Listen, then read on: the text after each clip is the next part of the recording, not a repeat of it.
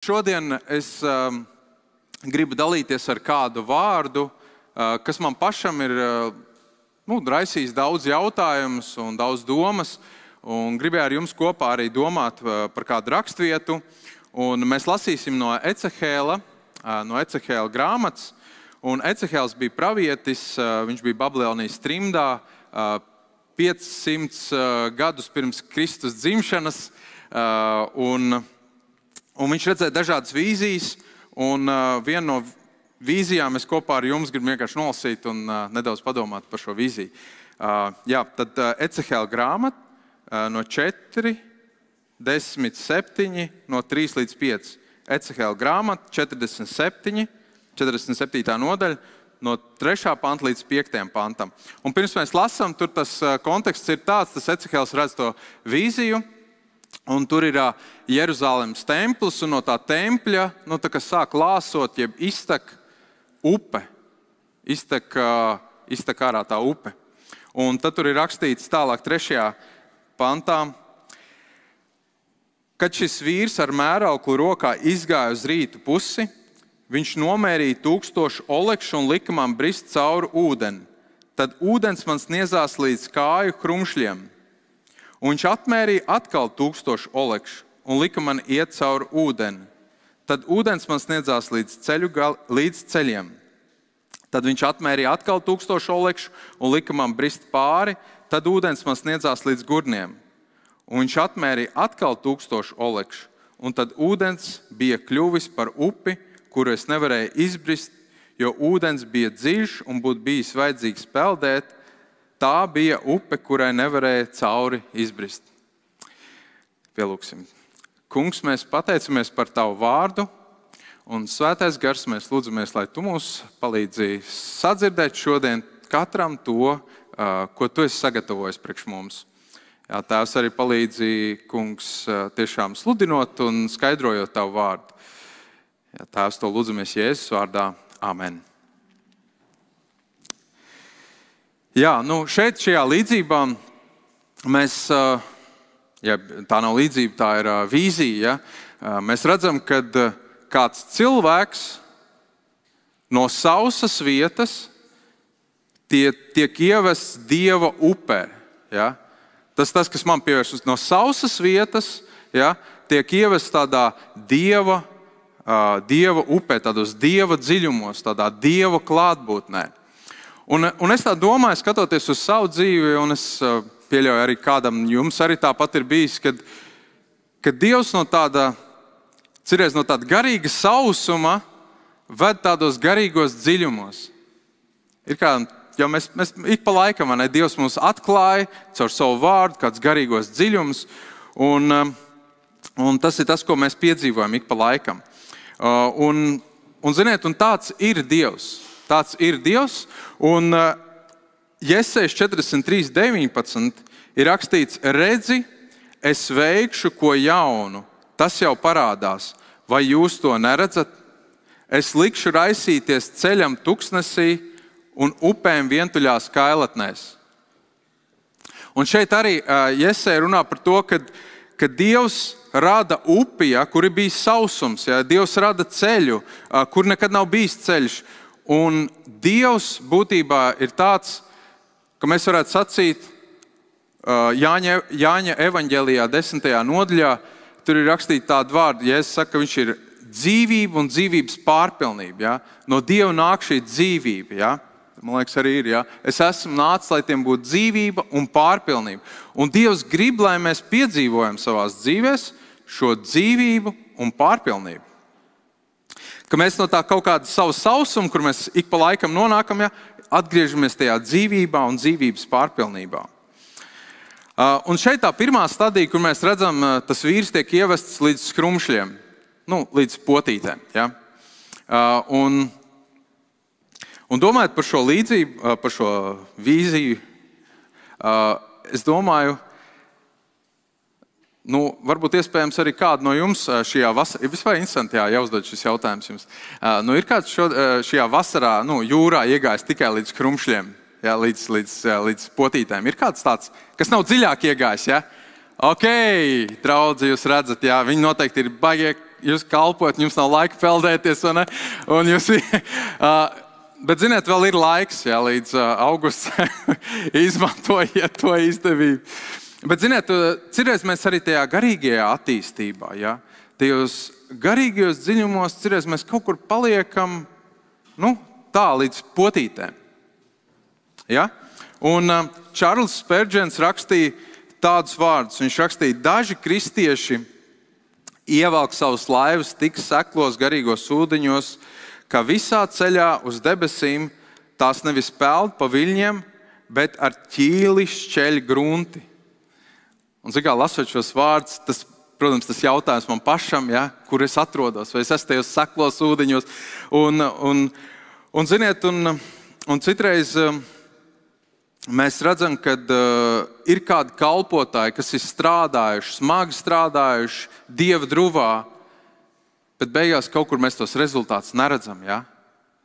Un citiem vārdiem, ko tas nozīmē? Tas nozīmē, ka tas cilvēks, ja, savā kalpošanā ir airējis uz krastu, ja, uz seklumu. Un tas nozīmē, ko tas nozīmē airēt uz seklumu? Es domāju, tādā ziņā, ka citreiz mēs tik ļoti, un Jēzus ar to saka, tik ļoti daudz ko daram, un tad mēs sakam, kungs, svētī šito, ja? Beigās pieliekam, ja, kungs svētī šito, ko mēs darām. Un ziniet, un es domāju, ka lūkšana, un Bībele, nevis es domāju, bet Bībele to saka, lūkšana ir patiesībā lielākā darīšana. Atcerieties Martu, Mariju, ja? Ir te Marta, ja? Es arī kā Marija, ja? Un ziniet, un lūkšana ir lielākā darīšana, es domāju. Un Lūkas evaņģēlijā 5. nodaļā 4. pantā, tur kādā citā tulkojumā šeit bišķiņ savādāk ir dodies uz augšu, ja? Airēt dziļumos citā tulkojumā un izmet savus tīklus. Un es domāju, ik pa laikam Dievs mūs aicina iet atkal dziļumā, airēt dziļumā. Un tas jautājums ir, vai mēs esam gatavi? Vai mēs esam gatavi? Un ziniet, ko nozīmē iet dziļumā?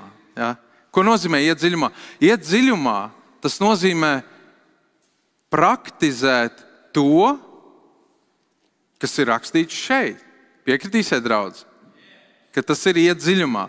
Praktizēt to, kas ir rakstīts šeit, vai ne? Un redzēt, un to nozīmē iet dziļumā. Un Jēzus saka arī šos vārdus. Jāņa evaņģēlijā 14:12. Patiesi es jums saku, kas man tic, tas arī tos darbus darīs, ko es daru, un vēl lielākus par tiem darīs, jo es noeju pie tēva. Ja? Viņš saka, jūs vēl lielākas lietas darīsiet. Un citreiz kaut kā es redzu, kad es nezinu, varbūt šajā draudzē tā nav, ja? Bet citreiz kristieši piedzīvo tādu, un arī vienkārši cilvēki, ja dzīvo tādu smagumu, ja? Tad smagi paliek tā kalpošana, grūti paliek, un es vairs nevaru, un ļoti, ļoti smagi paliek, un tad mēs kaut kā velkam to kalpošanu, bet ziniet, es ticu, ka Dievs nav aicinājis, ka mēs velkam tās kalpošanas. Kurš tad cits darīs, ja ne es? Bet patiesībā Dievs aicina mūs izdzīvot. Es esmu nācis, lai tiem būtu dzīvība. Ja? Jāņa 10:10. Es esmu nācis, lai tiem būtu dzīvība un pārpilnība. Tas ir tas, ko Dievs aicina mūs izdzīvot. To dzīvību un pārpilnību. Un redziet, un Ecehēls tajā vīzijā, kad viņš redz to vīziju, ja? Mēs redzam, tur ir tādas 4 stadijas. Ja? Tur ir tie līdz potītēm, tad līdz celim, līdz viduklim, un tad viņš tā kā peld. Viņš saka, tur vajadzētu peldēt, ja, lai tiktu cauri. Un es tā domāju, kāpēc tādas stadijas, ja? Kāpēc tāda tā kā līmeņa, ja? Kur Dievs kaut ko atklāja. Un ziniet, man dēls, viņš mācās sporta skolā peldēšanā, olimpiskajā. Un viņam arī sākumā ir tas mazais basēniņš, ja? Jūs zināt, vai ne, tur ir tas mazais basēniņš, ja? Un tad viņi sākumā, un tas ir loģiski, vai ne, un sākumā viņi trenējās tajā mazā basēniņā, un tad, kad viņi ir gatavi, vai ne, tad viņus laiž uz to lielo basēnu. Bet ziniet, ko es novēroju, ka vairāki bērni ir tādi, kuri negrib iet uz to lielo basēnu. Viņi grib palikt tajā mazā basēniņā, ja? Un ziniet, un ir atkal tādi bērni, kur uzreiz ir gatavi lekt tajā lielajā basēnā, pat nav tajā mazajā bišķiņu papeldējuši. Un ziniet, un Dievs jau mūs sagatavo. Dievs mūs gatavo, Dievs mūs veido. Un es domāju, ka vairāk kaut kā es redzu tajā kristīgajā dzīvē, ka ir tā, ka mēs gribam drīzāk palikt tajā mazajā basēniņā un negribam iet tajā lielajā dziļajā. Ja? Un Ebreju vēstulē, un diemžēl daudz paliek tajā mazajā basēniņā, un Ebreju vēstulē 5.12 ir rakstīti tādi vārdi. Jo, lai gan laika ziņā jums pašiem pienāks būt tiem, kas māca, jums atkal vajadzīgs kāds, kas jums māca Dieva vārdu pirmsākums, un esat tapuši par tādiem, kam vajag piena, ne cietas barības. Un, ziniet, un šis jautājums, lasot šo rakstvietu, lasot to Ecehelu, un, ziniet, es šo jautājumu uzdodu sev. Kur es esmu garīgi? Vai es esmu tur līdz tām potītēm, vai es esmu tas, kuram vajag to pienu? Un, ziniet, un es domāju, ik pa laikam mums ir jāuzdod tas jautājums. Jo, redziet, ja mēs gribam garīgi virzīties uz priekšu, tad ir ļoti svarīgi mums saprast, kur mēs šobrīd atrodamies garīgā ziņā. Ja? Un tikai tad, kad mēs saprotam, kur mēs garīgi šobrīd atrodamies, vai mēs tur esam mazā basēniņā, ja? vai līdz potītēm, ja? Tikai tad, kad mēs saprotam, kur mēs atrodamies, tikai tad mēs varam sākt virzīties uz izaugsmu. Piekritīsiet, draudz? Nu, tā ir, vai ne? Ja mēs gribam kaut kur ar lokāciju nonākt, ja, mums jāizslēdz ar GPS, mums jāizslēdz tā lokācija iekšā. Mums sākumā jāsaprot, kur mēs atrodamies. Un es esmu kāds no centra draudzes saticis basēnā, ja es arī esmu basēnā. Ir kāds te peldētājs, ja? Ja? Pacēla kāds roku, ja? Tad kāpēc peldēšana ir visveselīgākais sporta veids? Kā jūs domājat? Visi muskultūra, ok. Kas vēl? Kāda vēl varianta? Ok, mediķi ierunājās, jā, ļoti labi. Kas vēl? Jā, mugurai, jā. Jā, ok, jā, ļoti labi. Vēl varianti. Jūs esat ļoti izglītot draudz, jūs daudz variantu, tik daudz negaidīju. Kuldzu? Visapkārt ūdens. Ļoti interesanti atbildi, jā. Redziet, un noteikti, ka mediķis arī varētu piekrist, tad, kad mēs iegremdējamies ūdenī, ja? Tad, kad mēs iegremdējamies ūdenī, tad tas ūdens, ja, viņš noņem to slodzi no mūsu locītavām, no mūsu miesas, vai ne? Tas ir tas, kas notiek. Un redziet, un tad, kad mēs iegremdējamies svētajā garā, ja, tad, kad mēs iegremdējamies svētajā garā, svētais gars mūs paceļ, ja? Svētais gars mūs paceļ. Un, ziniet, un varbūt, kas ir iegremdēšanās svētajā garā, pavisam vienkārši Dieva vārdu lasīšana, personīgs laiks ar Dievu lūgšanas, vai ne, slavēšanu, vai ne, ka mēs iegremdējamies, tad svētais gars mūs paceļ. Ja? Un, ziniet, un tikai tad mēs varam sacīt šos vārdus un sākt piedzīvot savā dzīvē, kur Mateja 11.28, kur Jēzus saka, nāciet šurp pie manis visi, kas jūs esat bēdīgi un grūtsirdīgi, es jūs gribu atvieglināt. Ņemiet uz sevi manu jūgu, mācieties no manis, jo es esmu lēnprātīgs un no sirds pazemīgs. Tad jūs atradīsiet atvieglojumu savām dvēselēm. Un tad viņš saka, jo mans jūgs ir patīkams un mana nasta viegla. Un redziet, tad, kad mēs iegremdējamies svētā garā, tad mēs varam teikt, tiešām, tā nasta ir patīkama un viegla. Tā nasta ir patīkama un viegla. Vai tu šodien vari teikt, ka tā tava nasta ir patīkama un viegla, kas tev jānes? Kāda jāka? Ziniet, man patika mācījās Mārtiņš Balodis, viņš vienreiz sludināja par šo, man vēl joprojām tā ilustrācija. Viņš saka, par to jūgu, jūs noteikti šeit ar to esat dzirdējuši, ne? Ka Jēzus aicina tajā savā jūgā, tas ir Jēzus jūgs, ja jūgs bija 2 vērši, kas vilk, un viņš aicina tajā savā jūgā, un tas ir Jēzus jūgs, ja? Jēzus to jūgu nes, un ja jūs kaut ko, un mēs jau varam paņemt to Jēzus jūgu, ja, bišķiņ pastiepties, jo, noteikti Jēzus bišķi garāks manī, un nest, vai ne, un pēc kāda laika man paliks grūti un smagi. Un es nesīšu to, ko Jēzus man nav prasījis. Tas ir mans jūgs, es nesīšu. Ja? To smagāko es nesīšu. Un, ziniet, kādus 3 gadus atpakaļ es nevarēju teikt, ka mans jūgs ir patīkams un man nasta viegli. Man bija grūti, ja? Man bija kāds posms, tāds grūts posms. Un tas notika Covid laikā, atcerieties tas laiks, kad draudzes bija sašķeltas, ģimenes sašķeltas, vakcinētas, nevakcinētas, atcerieties. Mēs jau esam aizmirsuši par to. Ne? Tas bija traks laiks.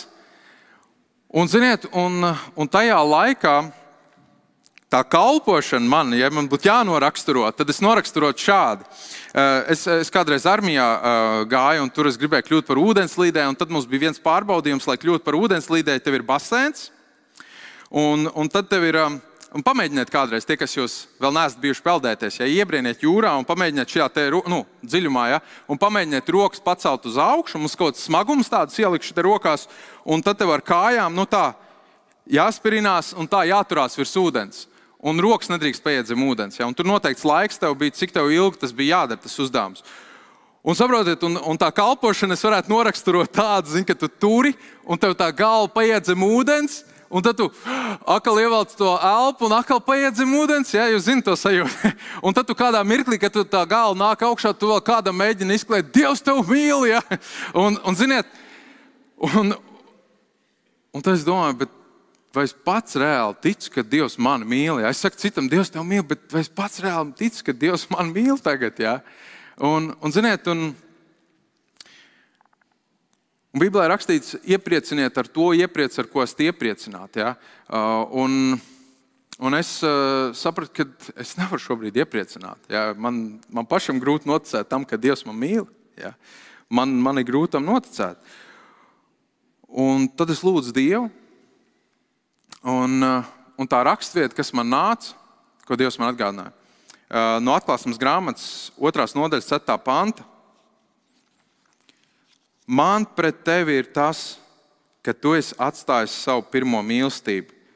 Tad pārdomā, no kā tu esi atkritis, atgriezies un dari pirmos darbus. Atgriezies un dari pirmos darbus. Un, ziniet, un tā rakstiet man ļoti spēcīgi uzrunāja. Un es sapratu, ka es esmu pazaudējis kaut kur Dieva mīlestību, ka man grūti nocēt, ka Dievs man mīl. Un tad es domāju, kā lai es to atgūstu. Es saprotu, ka es to gribu, bet es nesaprotu, kā to atgūt, kā atkal atgūt to Dieva mīlestību. Un es saprotu, ja es kaut ko pazaudēju, ja, piemēram, tu pazaudēji atslēgas, tad kā tu viņus meklē?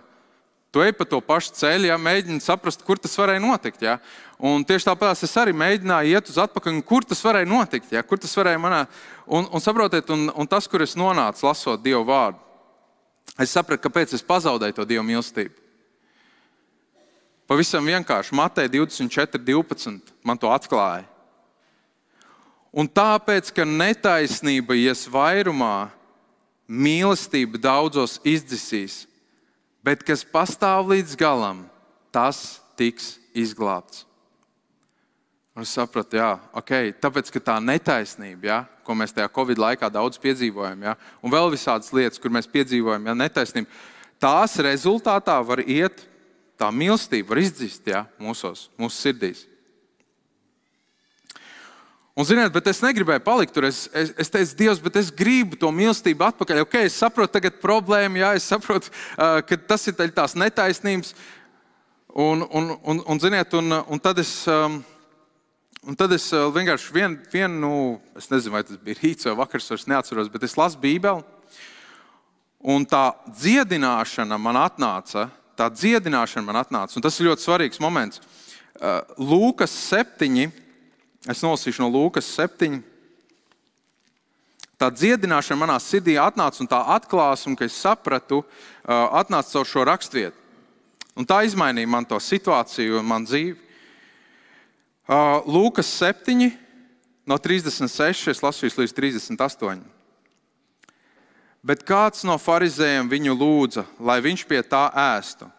Un viņš iegāja farizēja namā, apsēdās, un redz, tanī pilsētā kāda sieva bija grēciniece, dzirdējusi, ka viņš sēžot farizēja namā, pie galda atnesa alabastra trauciņu ar svaidāmo eļļu un stāvēja aiz viņa pie viņa kājām, raudāja un iesāka slacināt viņa kājas ar savām asarām un nožāvēt ar saviem matiem un skūpstīja viņa kājas un tās svaidīja ar eļļu. Un, ziniet, un lasot šo ten visu, es skatos uz to sievieti, caur to rakstvietu, ja, un es saprotu, es arī gribu to. Es arī gribu tā mīlēt, Dievu, vai ne? Es arī gribu tā mīlēt Jēzu. Es saprotu, ka tas man pazudis, un es domāju, bet no kurienes viņai tā mīlestība? Un tad es lasu tālāk 47. pants, kā maz piedots, tas maz mīl. Ja? Un saprotiet, un es saprotu, ka šī sieviete piedzīvo šo lielo Dievu mīlestību, un viņi ir tur pie Jēzus kājām, tāpēc, ka Jēzus viņai ir piedevis viņas grēkus. Jūs saprotat, viņš ir piedevis viņai viņas grēkus, un tāpēc viņi ir tur pie tām kājām. Ja? Un es sapratu, tik vienkārši. Un saprotiet, un tas man iedeva to brīvību. Tas man atnes dziedināšanu. Un, ziniet, un es arī biju dziedināšanas seminārā tajā laikā, un es sapratu vienu lielu patiesību. Tik vienkārši patiesību. Man viņas laika bija bijusi stāvējusi deguma priekšā, ka tā dziedināšana, dvēseles dziedināšana pavisam vienkārši. Grēka nožēla, ka tu atzīsties savos grēkos, ja? Un vienkārši tu pieņem, ja? Tu pieņem šo lielo Dievu mīlestību, tu pieņem to, ka Jēzus pie krusta nomira par taviem grēkiem. Tu vienkārši to pieņem un tu satver to. Un tad, kad tu to satver, tad tavā sirdī sākās tā dziedināšana. Ja? Jo redziet, es jau nevienam nevaru piedot pats no sevis. Es varu pateikt, ja? Bet sirdī nebūs tā dziedināšana. Tikai tad, kad es saņemu no krusta šo piedošanu, tikai tad es varu dot to piedošanu citiem. Tikai tad es varu piedošanu dot savā ģimenē, savā draudzē. Tikai tad, kad es saņemu to. Un es sapratu, šīs lielās piedošanas dēļ šī sieviete ir pie Jēzus kājām. Un viņa piedzīvo šo lielo mīlestību. Un, ziniet, es domāju, tas lielā mērā ir par to. Tā ir peldēšana tajos dziļajos ūdeņos, es tā domāju. Ka mēs varam piedot. Tas ir pārdabiski. Tas ir pārdabiski piedot. Piekritīsiet, tas nav dabiski. Dabiski ir paturēt to rūgtumu. Tas ir pārdabiski piedot. Un tā izmaina, piedošana izmaina. Un mēs arī šodien nāksim pie vakarēdienu. Un, ziniet, un vakarēdienas arī ir lielā mērā par piedošanu. Un visa kristietība, patiesībā visa kristietība ir, es beigās sapratu, par piedošanu. Ja? Tas viss ir par piedošanu. Mēs pie Kristus nākam, mēs kļuvām par Dievu bērnu tikai tāpēc, ka mēs saņēmām piedošanu. Kristus mums piedeva mūsu grēkus, mūsu sliktos darbus, ko mēs dziesmā arī dziedājām, ka tur viss tā netīrība un ko arī lūdzu. Mēs saņēmām piedošanu un mēs kļuvām par Dievu bērniem. Un redziet, man kāds viens stāsts, tas noslēgumā gribu izstāstīt, pirms mēs arī nākam pie vakarēdienu un pirms izmeklējam savus sirdis. Es kalpoju vēl vienā draudzē, jaunā draudzē un arī vēl Paplaks draudzē, un tur viena mamma ar vecmāmu ved vienu, jaunu vīrieti, varētu teikt, uz draudzi. Ja? Bet viņš nebija ticīgs. Bet viņas, es nezinu kādā veidā, bet viņas pierunāja, ka viņas arī dievkalpojam. Varbūt šeit arī kāds pierunāts, ja, būt. Es ceru, ka nē. Bet kad es sludināju, ja, Dievu vārdu, es skatos, vienmēr tas atvestais cilvēks, tas jaunais vīrietis, viņš vienmēr tā, ziniet, tā pamazām iemieg ciet. Ja? Un es redzu no priekša, ļoti labi var no priekša redzēt. Labi, šeit daudzāk cilvēku, varbūt kādu nevar redzēt, kurš iemieg tur balkonā, bet es vienmēr redzu, viņš iemieg. Jā, viņš iemieg. Un tad vienreiz es sludinu, un skatos, viņš jau lielām acīm skatās. Un es domāju, kaut kas ir noticis. Zin kā, es pēc tā svētrunas eju klāt pie viņas, es sasveicinos, es saku, kas noticis un tā dzīvē. Viņš saka, zini ko, Gunter, es sāku lasīt Bībeli. Un tu redz, viņam acis smirdz ritīgi, ja? Un viņš saka, es sāku lasīt Bībeli un tad mēs pagājām malā un es viņam izstāstīju evaņģēliju. Ja? Es viņam izstāstīju par šo lielo piedošanu, ko viņš var saņemt. No Jēzus, ja viņš var saņemt šo piedošanu, viņš nožēlo savus grēkus, pieņem Jēzu, un pēc tam mēs gatavojamies kristībām. Un pēc tam, gatavojoties kristībām, mums bija tāds, to mūsu Tēvs debesīs, ziniet? Tur ir tajā lūkšanā, piedod mums mūsu parādus, kā arī mēs piedodam saviem parādniekiem. Jūs jau ar kādu šitam esam vesti cauri un esat vesti cauri. Piedod, Kungs, mūsu parādus, kā arī mēs piedodam saviem parādniekiem. Un, mēs ar viņu runājam, viņš sāk saprast arī, ka viņam jāpiedod. Un viņam bija nepiedošana uz patēvu. Viņam bija sirdī nepiedošana uz patēvu. Un, un viņš teica, es piedodu tam patēvam. Ja? Viņš piedeva patēvam, un tad viņš aizgāja uz mājām un tam patēvam paprasīja atvainošanos. Un, un kas tur notika tajā ģimenē? Tur notika vienkārši milzīgs mīlestības sprādziens. Tas izmainīja, un pēc kaut kāda neilga laika, pēc ilgāka laika, kaut kad nesen es skatos, patēvs arī ir baznīcā. Bet saprotiet, un tas ir tas milzīgais, tas spēks, kas mums, tas piedošana, kas nāk no krusta. Un, un mēs ik pa laikam, reiz mēnesī baudam vakarēdienu, bet tas vakarēdienis ir mums kā atgādinājums par šo milzīgo piedošanu, ko mēs varam saņemt katru dienu. Tad, kad mēs baudīsim no tiem maziem biķerīšiem, šeit priekšā, tas, kad dzeram, tas mums atgādina par Jēzus asinīm. Un Jēzus asins ir tās, kas mums ir nomazgājuši tīrs no visiem grēkiem. Un redziet, un tad, kad es lasīju to raksturvietu pēc šīs atziņas par to sievieti, ka tā lielā Dieva mīlestība ir viņas dzīvē, tāpēc, ka viņas atvēras to piedošanu. Un tad, kad es lasīju to raksturvietu no Jāņa evaņģēlijas 21, kur Pēters ir aizliedzis Jēzus 3 reizes, atcerieties to raksturvietu? Viņš ir aizliedzis 3 reizes, un viņš sastopās ar Jēzu. Jēzus ir augšām cēlies, viņiem ir šī sastapšanās. Un Jēzus prasa Pēterim 3 reizes, vai tu mani mīli? Atcerieties? Vai tu mani mīli? Vai tu mani mīli? Viņš 3 reizes prasa, un tad viņš saka, gani manas āvis. Ja? Un ziniet, kā es uz šo rakstietu paskatījos? Es sapratu, ka Jēzus patiesībā Pēterim prasa, Pēter, vai tu esi satvēris vairāk nekā šo manu lielo piedošanu? Šo manu lielo piedošanu. Tad, ja tu esi to satvēris, tad gani manas avis, tad ej un kalpo. Un, ziniet, un ja man pavisam vienā teikumā jāpasaka, kas ir evaņģēlijs, tad evaņģēlijs ir patiesībā nepelnīta piedošana. Nepelnīta piedošana. Mēs neviens nebijām pelnījuši to piedošanu, kas nāk no krusta. Un, ziniet, un Dievs aicina šodien tevi kādam parādīt šo evaņģēliju, šo nepelnīto piedošanu, kādam parādīt. Varbūt ģimenē, varbūt draudzē, kādam parādīt šo nepelnīto piedošanu. Tas ir evaņģēlijs. Un, ziniet, un pavisam noslēgumā vienu raksturvietu nolasīšu. Un cerēs par tiem dziļumiem. Mums jāiet dziļumos un slavu Dievam, ka draudzē ir pravietošana, ka tur bēlēs runā, es nezinu, kā jums ir, un ka tur gar pazīšanas dāvanas, viss tās gar dāvanas, slavu Dievam, ja tās ir. Bet skatieties par to dziļumu un arī tajā kontekstā. Ja es runātu ar cilvēku un eņģeļu mēlēm, un man nebūtu mīlestības, tad es būtu skanošs svars un šķindošs zvārguls. Un ja es pravietotu, un ja es zinātu visus noslēpumus un atziņas dziļumus, un ja man būtu pilnīga ticība, ka var kalnus pārcelt, bet nebūtu mīlestības, tad es neesmu nekas. Un ja es visu savu mantu izdalītu nabagiem un nodotu visu savu miesu, lai man sadedzina, bet man nebūtu mīlestības, tad tas man nelīdz niek. Un, ziniet, tas man pašam arī atgādinājums, ka tā mīlestība ir pāri visām tiem garīgiem dziļumiem. Tas ir tas dziļākais dziļums, tā Dieva mīlestība, kas sākās no piedošanas.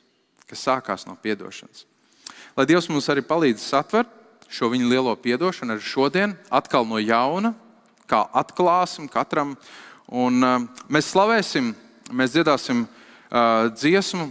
Un es aicinātu, ka šīs dziesmas laikā, ka mēs arī, kad nāksim pie vakarēdiena, ka šīs dienas laikā mēs varam izmeklēt savus sirdis.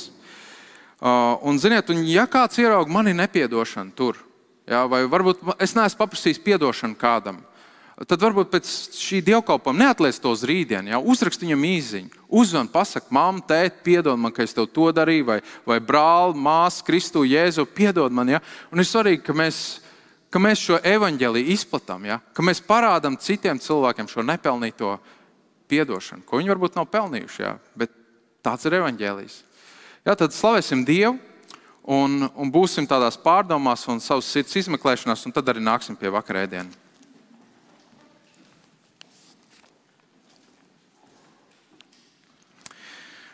Es vēl pielūkšu. Debes Tēvs, mēs Tev pateicamies par šo vārdu, kuru varējām pārdomāt. Un, Kungs, Dievs arī palīdz mums sagatavoties un noskaņoties arī vakarēdienam. Palīdz mums sagatavot savus sirdus, Tēvs, kad nāksim un baudīsim no Tava galda, Tēvs. To lūdzamies Jēzus Kristus vārdā. Āmen.